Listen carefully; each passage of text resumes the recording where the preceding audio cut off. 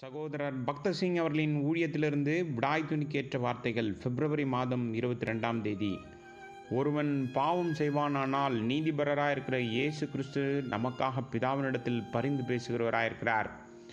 1 யோவான் 2வது அதிகாரம் 1வது வசனம். நம்முடைய மறுபிறப்பிற்கு முன் நம்முடைய மனசாட்சி பாவத்தால் அசுத்தமானது. நம்முடைய ஆவி மரித்து போனது. நம்முடைய ஆத்மா இருளடைந்து விட்டது. நம்முடைய சரீரம் தீட்டுப்பட்டு போனது. நம்முடைய பிரதான ஆசாரியரான கர்த்தராகிய இயேசு கிறிஸ்து தம்முடைய இரத்தத்தை நமது மரித்த ஆவியின் மீது தெளிக்கும்போது மரித்த நமது ஆவி உயிர்ப்பிக்கப்படுகின்றது. தெய்வீக ஜீவன் நம் ஆவிக்குள் பாய்வதை பார்க்கலாம். தேவனுடைய சமூகத்தை நாம் உணர ஆரம்பிக்கின்றோம். ஒரு சிநேகிதன் தன் சிநேகிதனோடு பேசுவது போல நாம் தேவனிடம் பேசுகின்றோம். பரலோக சமாதானம் நமக்குள் வருவதை உணர்கிறோம். நம்முடைய மரித்த ஆவி உயிர்ப்பிக்கப்படும் போது கர்த்தர் பரிசுத்தமாக இருப்பதைப் போல நாமும் பரிசுத்தமாக இருக்க வேண்டும் என்ற ஏக்கம் ஏற்படுகிறது. தேவனுடைய வார்த்தையின் மேலும் அவருடைய ஜனங்களின் மீதும் அதிக அன்பை நாம் பொழிகின்றோம். இருளில் மூழ்கியிருந்த நம்முடைய ஆத்மா வெளிச்சமானதால் தேவ காரியங்களை புரிந்து கொள்ளவும் அவருடைய நோக்கங்களை அறிந்து கொள்ளவும் நமக்கு தெய்வீக ஞானம் கொடுக்கப்படுகிறது.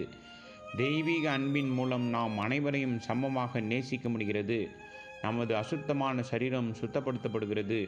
இப்போது நாம் நமது சரீர அவயங்களின் மூலம் தேவனுக்கு ஊழியம் செய்ய விரும்புகின்றோம். நம்முடைய தேவனை புகழ்ந்து பேசத் தொடங்குகின்றோம். நமது கால்கள் தவறான இடங்களுக்கு செல்ல மறுக்கிறது. இந்த சரீரத்தில் இருக்கும் வரை நமது பாப சுபாவத்தினால் நாம் தீட்டுப்பட்டோம். நாம் மீண்டும் பிறக்கும்போது இயற்கைக்கு அப்பாற்பட்டவர்களாக மாறுவதில்லை. நம்முடைய பழைய பாவ சுபாவம் மீண்டும் மீண்டுமாக கிளறப்படும். வெறுப்பு, பகைமை, அகங்காரம், பேராசை போன்ற பாவங்கள் நம் உள்ளத்தை மகிழ்விக்கின்றது.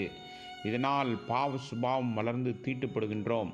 ஆகவே கர்த்தராகிய இயேசு கிறிஸ்துவின் விலையேறப்பட்ட இரத்தத்தை சுத்தப்படுத்துவதற்கும் கழுவுவதற்கும் பரிசுத்தப்படுவதற்கும் நாம் தொடர்ந்து உரிமை கோரலாம். 1 யோவான் புஸ்தகம் 2வது அதிகாரம் 1வது வசனத்தில் நாம் வாசிக்கிறபடி அவர் நம்முடைய வழக்கறிஞரும் பரிந்து பேசுகிற பிரதான ஆசாரியரும் ஆவார். நமக்காக அவர் பரிந்து பேசுவதால் அவருடைய இரத்தத்தினால் சுத்திகரிப்பதாலும் நாம் பரிபூர்ணமாக்கப்படுகிறோம். அவருடைய ஊழியத்தை செய்வதற்கு அவருடைய கிருபையினாலும் ஞானத்தினாலும் நாம் உரிமை கோருவது போல விசுவாசத்தினால் அவருடைய பரிந்து பேசுகிற ஊழியத்தையும் நாம் கோரலாம். இந்த மிக முக்கியமான ஊழியத்தின் மூலம் எல்லா சோதனைகளையும் நாம் சமாளிக்க முடியும். உலகத்தின் வஞ்சகத்திலிருந்து நாம் காப்பாற்றப்பட்டு அவருடைய 2ஆம் வருகைக்கு ஆயத்தமாக்கி மேலும் அவருடைய வருகையில் நாம் நமது பெரிய சுதந்திரத்தை பெறலாம்.